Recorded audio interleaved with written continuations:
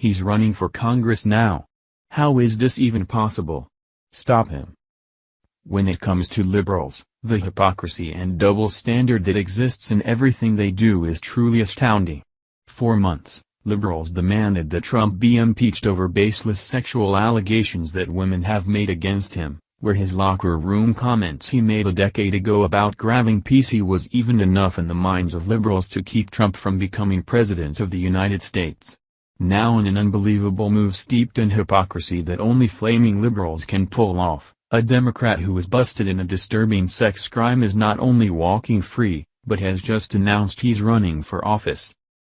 When it comes to liberals, they can continue to do whatever the hell they want without facing any sort of consequences. They can rape children and send pictures of their junk to underage children, even take trips to Pedophile Island and no one bats an eye.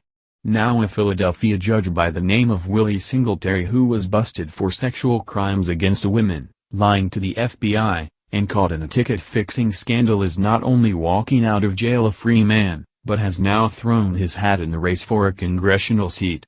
Breitbart reports a former Philadelphia judge who was caught up in a ticket-fixing scandal, resigned over charges of sexual harassment, and was jailed for lying to the FBI, is now running for Congress as a Democrat with the slogan "A Fresh Start for Pennsylvania."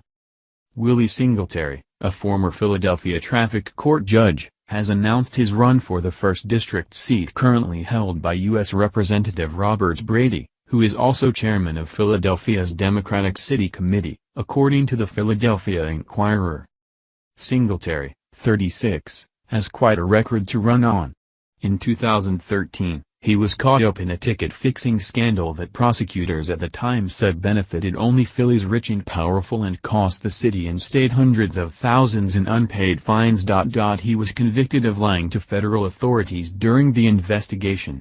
He served 20 months in prison for the conviction, ending his sentence in 2016. The hypocrisy is truly amazing, isn't it? This story comes right on the heels of Bill Clinton being caught up in another disgusting crime against women in recent weeks.